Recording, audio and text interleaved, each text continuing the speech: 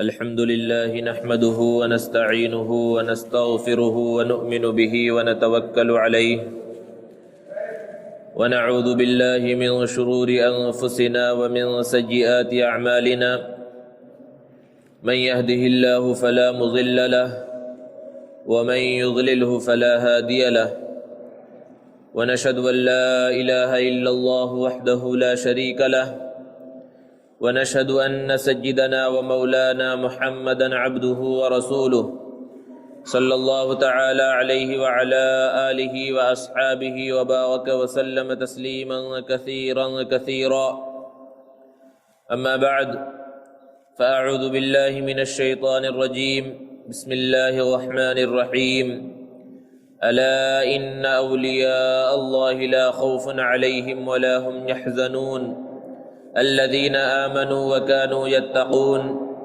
لهم البشرى في الحياة الدنيا وفي الآخرة لا تبديل لكلمات الله ذلك هو الفوز العظيم. صدق الله العظيم. معزز سامعین کرام، بزرگوں اور دوستوں، اللہ رب العزت نے سورہ مائدہ میں دین اسلام کی تکمیل کی خوشخبری سنائی ہے. ارشاد فرمایا: اليوم اکملت لکم دینکم واتممت علیکم نعمتی ورضیت لکم الاسلام دینا، کہ آج میں نے تمہارے لیے دین اسلام کو کامل اور مکمل کر دیا ہے.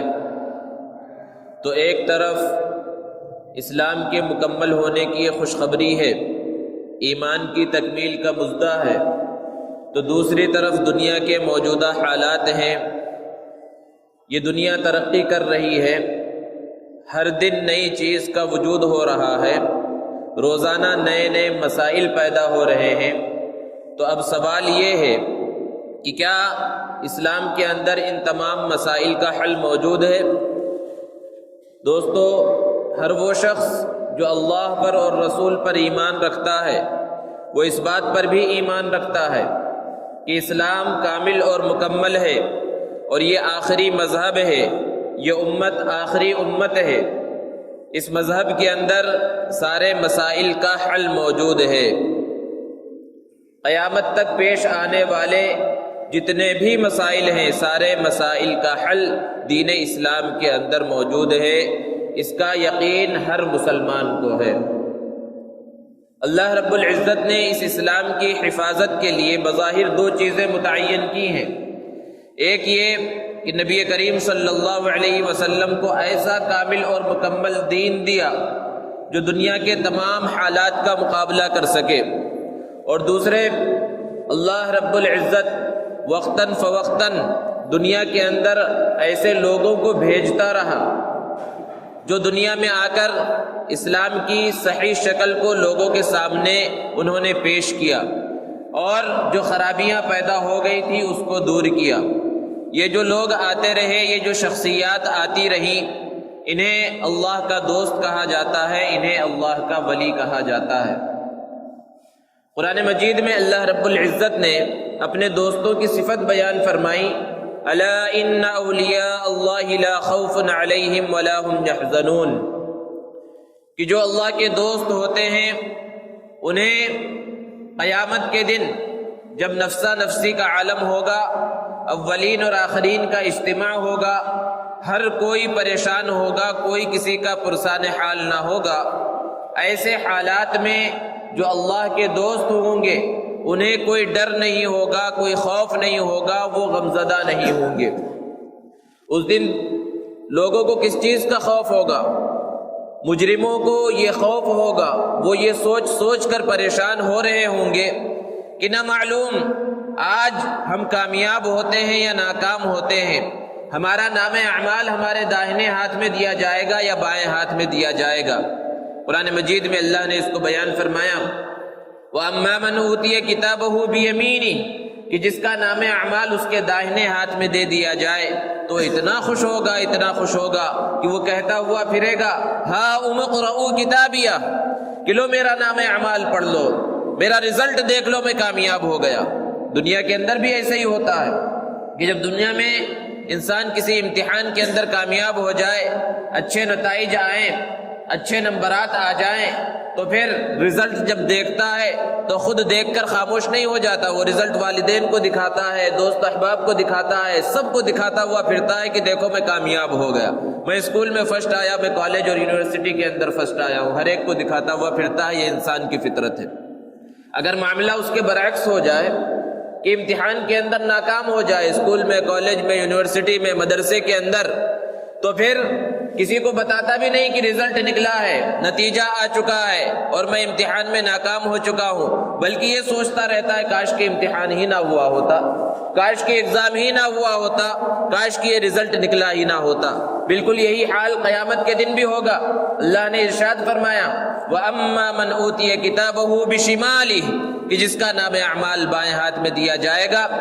فَيَقُولُ يَا لَيْتَنِي لَمْ أُوتَ كِتَابِيَهْ، تو وہ کہے گا کاش کہ مجھے میرا نام اعمال دیا ہی نہ جاتا، میرا حساب لیا ہی نہ جاتا، اور موت پر ہی کام تمام ہو جاتا، یہ دوسری زندگی ہوتی ہی نہیں۔ میرے پاس تو بہت مال تھا، ما اغنا عنی مالیہ، مجھے میرے مال نے نہیں بچایا، میری بادشاہت نے بھی مجھے نہیں بچایا۔ اب اس کے بارے میں کہا جائے گا خذوہ، اسے پکڑ لو، فغلوہ، اسے جکڑ دو، ثم الجحیم صلوہ، جہنم کے گڑھے میں اسے پھینک دو، ثم فی سلسلۃ ذرعها 70 ذراعا فاسلکوہ، پھر اس کو ایسی زنجیروں میں جکڑ دو جس کی چوڑائی 70 ہاتھ کے برابر ہے۔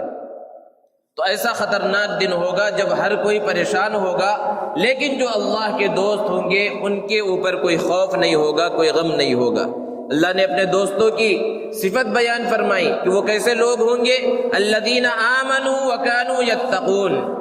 کہ دنیا میں وہ اللہ پر ایمان رکھتے تھے، ان کا یقین تھا، پختہ تھا، وَكَانُوا يَتَّقُونَ، اور وہ اللہ سے ڈرتے تھے، ان کے دلوں کے اندر تقوی تھا۔ یہ بنیادی صفت ہے مومنین کی، تقوی کے بغیر کامیابی نہیں ہے۔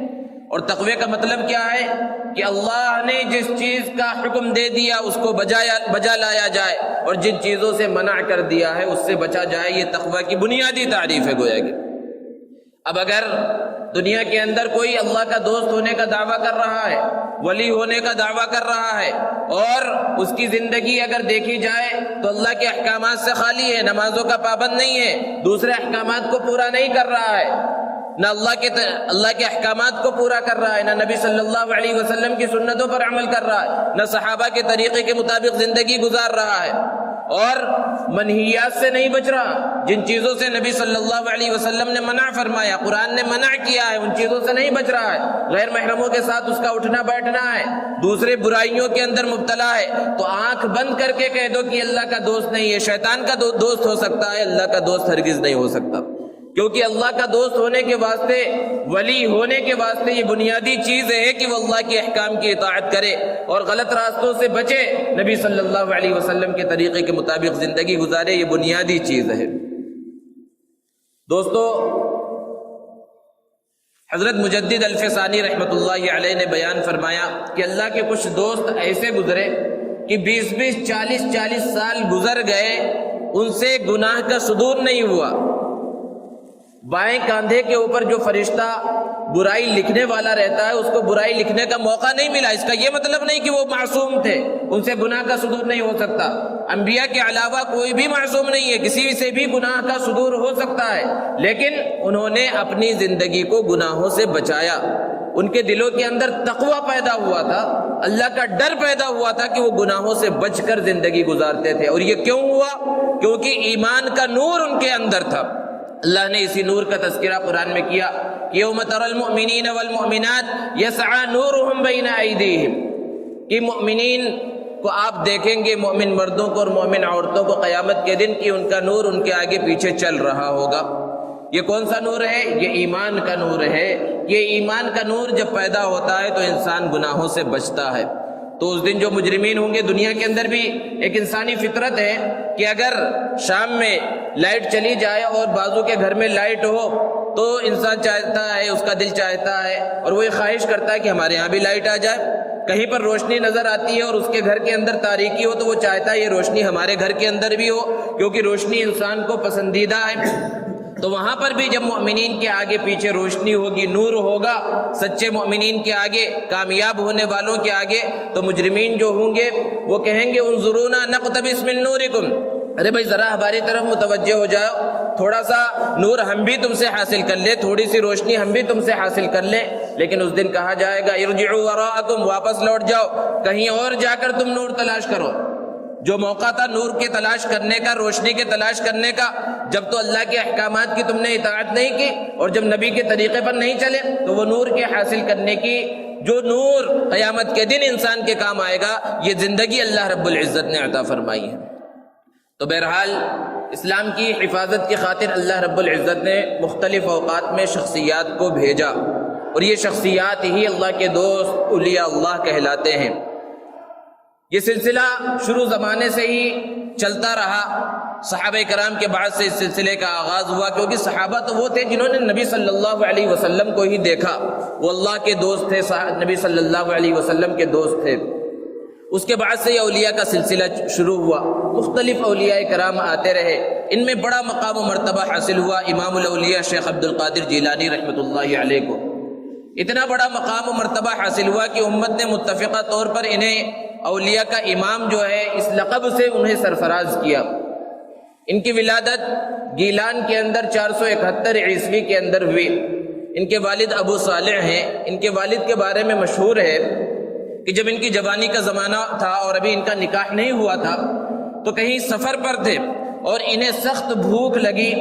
سامنے سے ایک دریا گزر رہا تھا، وہاں پر ایک سیب بہہ رہا تھا۔ بھوک کی شدت کی وجہ سے انہوں نے سیب اٹھا لیا اور اس کو کھانا شروع کیا۔ جب آدھا سیب کھا لیا تو پھر دل کے اندر خیال آیا کہ اس سیب کا مالک تو میں ہوں نہیں، بھوک کی شدت کی وجہ سے میں نے اس کو کھا تو لیا، لیکن جو اس کا مالک ہے اس کو اس کی قیمت دینا ضروری ہے، یا تو اس کی اجازت ہونی چاہیے تھی۔ اب جس طرف سے دریا بہتا ہوا آ رہا تھا اس طرف انہوں نے چلنا شروع کیا کہ یہ سیب کہاں سے آیا ہے، کس باغ سے آیا ہے، اس کے مالک سے ملنا چاہیے۔ چلتے چلتے جب سیب کے باغ میں پہنچے تو وہاں جو سیب کے باغ کے اندر جو کام کر رہا تھا اس سے پوچھا کہ اس باغ کا مالک کون ہے؟ تو اس نے جواب دیا کہ عبداللہ صومعی اس باغ کے مالک ہیں۔ ان سے ملاقات کی خواہش کی، تو جب ان سے ملاقات ہوئی تو انہوں نے بتلایا کہ میں نے آپ کے باغ کا ایک سیب بغیر آپ کی اجازت کے کھا لیا ہے، آپ جو کہیں، اگر آپ کہیں تو اس کی قیمت ادا کر دوں، یا آپ جو سزا تجویز کریں میں اس کو ماننے کے لیے تیار ہوں۔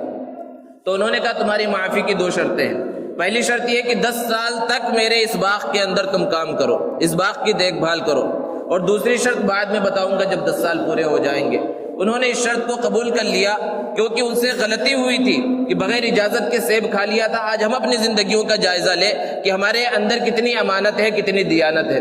تو 10 سال تک وہ باغ کی خدمت کرتے رہے۔ جب 10 سال مکمل ہو گئے تو عبداللہ صومعی جو اپنے زمانے کے بڑے بزرگوں میں ان کا شمار ہوتا ہے، انہوں نے ابو صالح کو بلایا اور کہا کہ ایک سیب لے کر آؤ۔ جب وہ سیب لے کر آئے تو وہ سیب میٹھا نہیں تھا۔ تو انہوں نے کہا کیا تم نے 10 سال تک جو ہے اس باغ کی خدمت کی، تمہیں پتہ بھی نہیں ہے کہ کون سا سیب میٹھا ہوتا ہے اور کون سا جو ہے میٹھا نہیں ہوتا؟ تو انہوں نے کہا کہ آپ نے مجھے اس باغ کے دیکھ بھال کی ذمہ داری دی تھی، میں سیب کھا کر تھوڑی زندگی گزارتا رہا۔ ایک سیب کا آدھا حصہ میں نے کھا لیا تھا، اس کے بدلے میں 10 سال مجھے یہاں رہنا پڑا۔ اب اگر اور سیب یوں ہی کھاتا رہتا تو پتہ نہیں کتنی سزا میری تجویز ہوتی۔ اب بتائیے دوسری شرط کیا ہے؟ تو انہوں نے جواب دیا عبداللہ صومعی نے کہ دوسری شرط یہ ہے کہ تم میری لڑکی سے نکاح کر لو، اور وہ لڑکی جو ہے بہری ہے، گونگی ہے اور لنگڑی ہے۔ تو انہوں نے اپنے گناہ کو، جو ان کی نظر میں گناہ تھا اور ایک جرم سرزد ہوا تھا، اس کی تلافی کے واسطے اس پر بھی راضی ہو گئے کہ میں آپ کی ایسی لڑکی سے جو بہری ہے اور گونگی ہے اور لنگڑی ہے اس کے جو ہے میں نکاح کرنے کے واسطے تیار ہوں۔ جب نکاح ہو گیا اور اس کمرے میں گئے جس کمرے کے اندر انتظام کیا گیا تھا میاں بیوی کی ملاقات کا، تو پہلی نظر جب اس لڑکی کے اوپر پڑی تو دیکھا کہ یہاں پر تو بہت خوبصورت لڑکی موجود ہے۔ فوراً جو ہے استغفار پڑھتے ہوئے باہر آئے، عبداللہ صومعی سے ملاقات کی کہ مجھ سے تو گناہ پر گناہ سرزد ہوتا جا رہا ہے، غیر عورت پر میری نگاہ پڑ گئی۔ آپ نے تو کہا تھا کہ آپ کی جو بیٹی ہے وہ اندھی ہے اور فلاں فلاں جو ہے اس کے اندر خرابیاں ہیں، لیکن میری نگاہ جس عورت کے اوپر پڑی وہ تو بالکل صحیح سالم ہے۔ شاید غلطی سے کوئی دوسری عورت وہاں پر پہنچ گئی ہے اور ایک غلطی کا صدور مجھ سے ہو گیا، اب اس کی تلافی کی کیا صورت ہے؟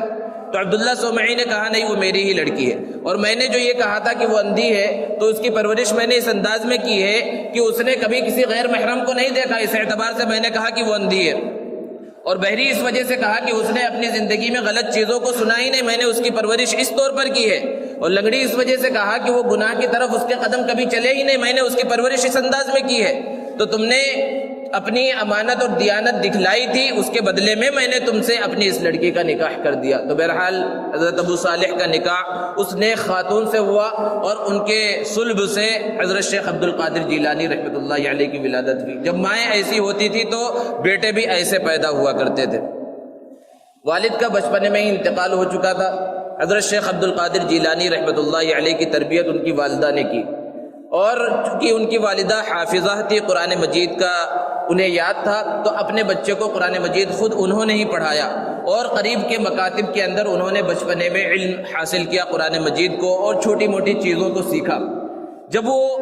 شعور کی بڑی عمر کو پہنچے اور جوانی کی ابتدائی دور میں پہنچے تو اس وقت اپنی والدہ سے اس خواہش کا اظہار کیا کہ میں اعلیٰ علوم کے حصول کے واسطے اب باہر کا سفر کرنا چاہتا ہوں۔ اور اس زمانے میں بغداد علم و عرفان اور حکمت کے واسطے مشہور تھا، بڑے بڑے علماء، صلحاء، اتقیاء وہاں پر موجود تھے، اور ہر زمانے سے بغداد علوم اور حکمت کا ایک مخزن رہا ہے۔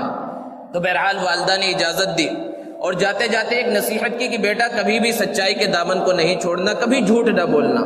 اور 40 اشرفیاں ان کے آستین کے اندر ایک جیب تھا، اس کے اندر اس کو سل کر روانہ کر دیا۔ اب یہ قافلے کے اندر شامل ہو گئے، روایتوں کے اندر ہے، تاریخی روایتوں کے اندر، کہ اس وقت ان کی عمر تقریباً 17-18 سال تھی۔ اب قافلے کے اندر روانہ ہو گئے اور قافلہ بغداد کی طرف جا رہا ہے، راستے میں ڈاکوؤں نے قافلے کو گھیر لیا، مشہور واقعہ بارہا سنتے ہیں، اور پورے قافلے کا جو ساز و سامان تھا اس کو لوٹ لیا۔ ایک ڈاکو ان کے پاس بھی آیا اور پوچھا، بچے تیرے پاس کیا ہے؟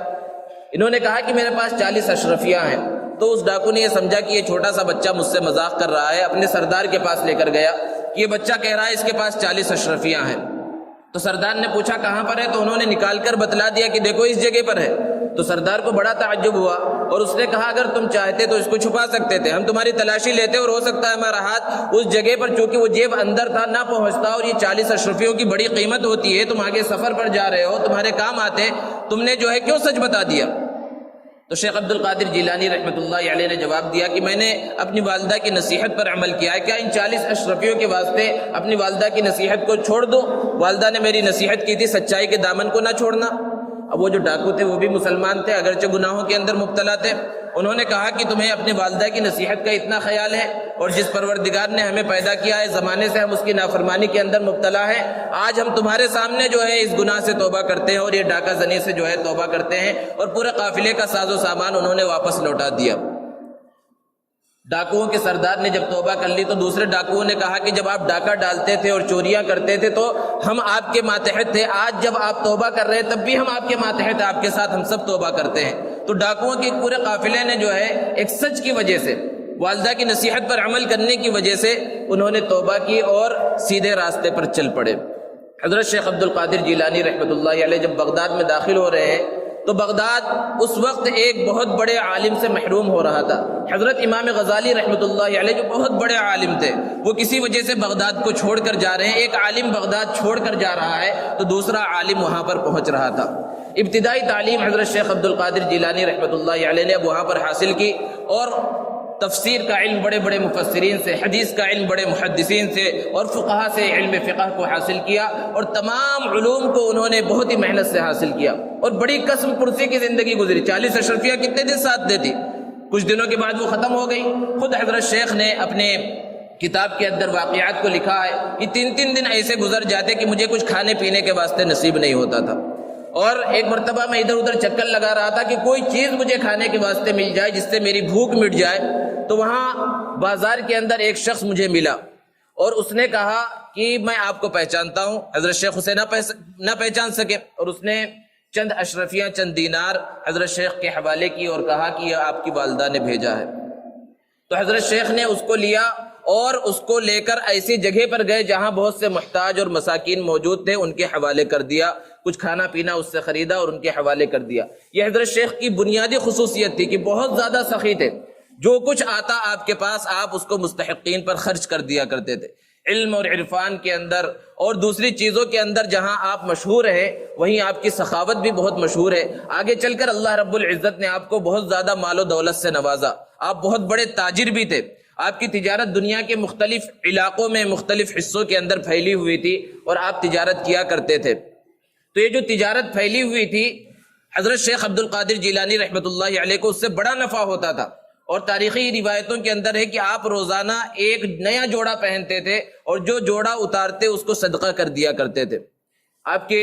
اقوال کے اندر یہ بات منقول ہے کہ کہا کرتے تھے کہ اگر اللہ نے مال و دولت سے نوازا تو انسان کے ہاتھ میں بھی دنیا ہونی چاہیے اور جیب میں بھی دنیا ہو، لیکن دل کے اندر اس کے دنیا نہ ہو۔ ایک واقعہ پیش آیا کہ حضرت شیخ موجود ہیں اور آپ کے جو خادمین تھے ان میں سے کسی نے کہا کہ ہمارا جو جہاز مال تجارت لے کر فلاں ملک جا رہا تھا وہ ڈوب گیا، تو انہوں نے الحمدللہ کہا۔ پھر تھوڑی دیر کے بعد خبر آئی اور خادم نے کہا کہ حضرت ابھی جو خبر آئی تھی وہ جھوٹی ہے، ہمارا جو مال تجارت لے کر جو جہاز جا رہا تھا وہ صحیح سالم ہے، ڈوبا نہیں ہے۔ تو پھر انہوں نے الحمدللہ کہا، اللہ کا شکر ادا کیا۔ وہاں جو تلامذہ موجود تھے، آپ کے مریدین موجود تھے، انہیں بڑا تعجب ہوا اور پوچھا کہ حضرت یہ کیا بات ہے، جب آپ کو نقصان کی خبر دی گئی تب بھی آپ نے اللہ کا شکر ادا کیا، اور پھر جب کہا گیا نقصان نہیں ہوا بلکہ وہ چیز صحیح سالم موجود ہے تب بھی آپ نے اللہ کا شکر ادا کیا، آخر ماجرا کیا ہے؟ تو حضرت شیخ نے جواب دیا کہ جب جہاز کے ڈوبنے کی اور مال تجارت کے خراب ہونے اور ہلاک اور برباد ہونے کی جو ہے خبر دی گئی تو میں نے اپنے دل کے اوپر توجہ کی کہ کیا اس خبر سے میرے دل کو بہت زیادہ تکلیف ہوئی، تو میں نے محسوس کیا مجھے بہت زیادہ تکلیف نہیں ہوئی اور دنیا کی محبت میرے دل کے اندر پیدا نہیں ہوئی، اس پر اللہ کا شکر ادا کیا۔ اور جب نفع کی خبر پہنچی، مال و دولت کے تباہ نہ ہونے کی خبر پہنچی، تو پھر اپنے دل کی طرف میں نے توجہ کی کہ کہیں اس سے بہت زیادہ خوشی تو نہیں حاصل ہوئی جس سے دنیا کی محبت کا پتہ چلے۔ تو اپنے دل پر جب میں نے توجہ کیا تو پتہ چلا کہ مجھے بہت زیادہ خوشی حاصل نہیں ہوئی، تو اس پر میں نے اللہ کا شکر ادا کیا۔ اسی لیے حضرت شیخ فرمایا کرتے تھے کہ اگر مجھے ساری دنیا کی دولت بھی مل جائے تو ایک رات سے زیادہ میرے پاس نہ رہے، میں اس کو لوگوں کے اوپر مستحقین پر خرچ کر دوں۔ اور ایک جگہ پر لکھا کہ ایسا محسوس ہوتا ہے میرے ہاتھوں میں کوئی سوراخ ہے کہ مال و دولت میرے پاس رکتا ہی نہیں ہے، جب بھی آتا ہے وہ مستحقین کے پاس چلا جاتا ہے۔ تو بہرحال آپ نے جب علم حاصل کر لیا، پھر اس کے بعد آپ کا مسند درس لگا، آپ نے جو ہے علم اور حکمت لوگوں کو سکھانا شروع کیا، اور حضرت شیخ عبد القادر جیلانی رحمۃ اللہ علیہ تصوف کے اعتبار سے جو ہے بہت مشہور ہیں، لیکن علم کے اعتبار سے بھی بہت آپ کا نام ہے۔ آپ فتاویٰ دیا کرتے تھے اور بہت بڑا مجمع آپ کے سبق کے اندر موجود رہا کرتا تھا، اور بڑے بڑے علماء جو اس زمانے کے مشہور علماء تھے وہ آپ کے درس کے اندر موجود رہا کرتے تھے۔ حضرت شیخ عبد القادر جیلانی رحمۃ اللہ علیہ مسلکن حنبلی تھے، حضرت امام احمد ابن حنبل رحمۃ اللہ علیہ کے مسلک پر عمل کرتے تھے، اور جو فتاوے دیتے تھے وہ حضرت امام شافعی اور امام احمد ابن حنبل رحمۃ اللہ علیہ دونوں کے مسلک کے اعتبار سے فتوے دیا کرتے تھے۔ آج پوری دنیا دعویٰ کرتی ہے حضرت شیخ عبد القادر جیلانی رحمۃ اللہ علیہ سے محبت کا، اور یہ کہتے ہیں کہ ہم غوث کا دامن نہیں چھوڑیں گے، لیکن سوال یہ ہے کہ کیا ہم نے حضرت شیخ عبد القادر جیلانی رحمۃ اللہ علیہ کے دامن کو پہلے پکڑا ہے؟ ان کی تعلیمات کیا تھی؟ حضرت امام احمد ابن حنبل رحمۃ اللہ علیہ کا مسلک یہ ہے کہ اگر کوئی شخص جان بوجھ کر نماز چھوڑ دے تو اسے قتل کر دیا جائے۔ ان کا یہ مسلک ہے کہ اگر اسلامی حکومت ہو اور مسلمانوں کی حکومت ہو وہاں پر، اور کوئی شخص جو ہے جان بوجھ کر نماز نہیں پڑھ رہا، نماز کا وقت ہو گیا، اسے معلوم ہے کہ نماز ہو رہی ہے اور اس کے باوجود نماز نہیں پڑھ رہا ہے، تو پھر اس کو قتل کر دیا جائے، یہ ان کا مسلک ہے۔ اور یہی مسلک حضرت شیخ عبد القادر جیلانی رحمۃ اللہ علیہ کا ہے۔ آج ہم ان سے محبت کا دعویٰ کرتے ہیں اور ان کے دامن کو پکڑنے کا دعویٰ کرتے ہیں، لیکن حقیقت یہ ہے کہ ہم نے ان کے دامن کو پکڑا ہی کہاں ہے؟ جو کہتے ہیں ہم دامن نہیں چھوڑیں گے، تو دامن چھوڑنے کی بات تو تب آئے گی جب دامن پکڑ لیا جائے، اور دامن پکڑنے کا مطلب کیا ہے کہ ان کی تعلیمات پر عمل کیا جائے۔ ان کی تعلیمات ان کی کتابوں کے اندر موجود ہے، کبھی ہمیں توفیق نہیں ہوتی کہ ہم ان کی کتابیں پڑھیں، ان کی تعلیمات کو حاصل کریں، انہوں نے کس انداز میں زندگی گزاری، ان سب چیزوں کو معلوم کرنے کی کوشش کریں، یہ ہماری ذرہ برابر فکر نہیں ہوتی ہے۔ حضرت شیخ عبد القادر جیلانی رحمۃ اللہ علیہ نے خود لکھا ہے کہ جو جتنا بڑا اللہ کا مقرب ہوتا ہے یا جو جتنا بڑا عالم ہوتا ہے اس کا شیطان بھی اتنا ہی بڑا ہوتا ہے، عالم کے ساتھ جو شیطان ہوتا ہے وہ بھی اسی طرح مضبوط ہوتا ہے۔ وہ فرماتے ہیں کہ ایک مرتبہ میں گھر میں موجود تھا کہ آسمان کے اوپر روشنی چھا گئی اور اوپر سے آواز آنے لگی کہ اے عبد القادر، میں جو ہے خدا ہوں اور آج سے میں نے تمہارے لیے ساری حرام چیزوں کو حلال کر دیا ہے اور ساری عبادتیں معاف کر دی، اب جس طرح چاہے زندگی گزارو۔ حضرت شیخ عبد القادر جیلانی رحمۃ اللہ علیہ نے فوراً کہا کہ میں سمجھ گیا ہوں کہ تو خدا نہیں ہے بلکہ تو شیطان ہے۔ بعد میں جب تلامذہ نے پوچھا کہ حضرت آپ نے کیسے پہچانا اس کو کہ وہ خدا نہیں ہے اور شیطان ہے، تو حضرت شیخ عبد القادر جیلانی رحمۃ اللہ علیہ نے ارشاد فرمایا کہ جب پہلے اس نے کہا کہ میں خدا ہوں تو مجھے شک جو ہے تھوڑا شک ہوا کہ ہو سکتا ہے اللہ رب العزت ہو، لیکن جب اس نے یہ بات کہی کہ ساری حرام چیزوں کو میں نے آپ کے لیے حلال کر دیا ہے، اسی وقت میں یہ سمجھ گیا کہ یہ شیطان ہے، کیونکہ نبی کریم صلی اللہ علیہ وسلم دنیا سے پردہ فرما چکے، دنیا سے جا چکے، اور جو چیزیں حلال اللہ رب العزت نے فرمائی تھی وہ نبی کریم صلی اللہ علیہ وسلم پر نازل ہوئی، اور جن چیزوں کو حرام قرار دے دیا گیا تھا وہ قیامت تک کے واسطے حرام ہے۔ اب جب نبی صلی اللہ علیہ وسلم تشریف لے کر چلے گئے، اب جو حرام چیزیں تھی وہ حلال کبھی نہیں ہو سکتی، کوئی بھی اسے حلال کو حرام نہیں کر سکتا اور حرام کو حلال نہیں کر سکتا۔ اسی وقت میں نے اس بات کو سمجھ لیا کہ یہ جھوٹا ہے اور یہ شیطان ہے۔ حضرت شیخ عبد القادر جیلانی رحمۃ اللہ علیہ کے بہت سارے بیٹے تھے، ان میں سے چند بہت مشہور ہوئے۔ آپ کی جب انتقال کا وقت قریب آیا اور مرض الموت کے اندر ہے تو کچھ بیٹوں نے خواہش کی کہ کچھ نصیحتیں کیجیے۔ ایک بیٹے نے پوچھا کہ حضرت کیا لے کر جا رہے ہیں؟ عام طور پر جو ہے لوگ پوچھتے ہیں کہ باپ جا رہا ہے اور فلاں جا رہا ہے تو اولاد کے واسطے کیا چھوڑ کر جا رہا ہے؟ حضرت شیخ عبد القادر جیلانی رحمۃ اللہ علیہ نے جواب دیا کہ میں توحید لے کر جا رہا ہوں، پوری زندگی میں نے اپنے اس دل کو اللہ کے علاوہ کسی سے نہیں لگایا۔ ایک بیٹے نے پوچھا کہ حضرت کیا آپ بہت زیادہ تکلیف محسوس کر رہے ہیں؟ حضرت شیخ عبد القادر جیلانی رحمۃ اللہ علیہ نے ارشاد فرمایا کہ موت کی سختی تو ہر ایک کو ہوتی ہے اور موت کا مرحلہ بڑا نازک ہے اور موت مجھے قریب محسوس ہو رہی ہے اور میرے انگ انگ کے اندر تکلیف ہے، ایک ایک عضو کے اندر تکلیف ہے، لیکن میرے دل کے اندر کوئی تکلیف نہیں ہے، کیونکہ اس دل کے اندر میں نے کسی کو نہیں بسایا اللہ رب العزت کے علاوہ۔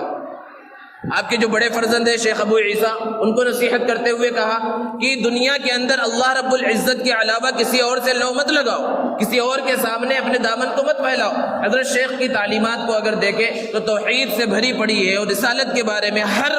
چیز کے بارے میں آپ نے نصیحتیں کی ہیں، اور ان نصیحتوں کے کرنے کا مقصد کیا تھا کہ جو ان کے ماننے والے ہیں،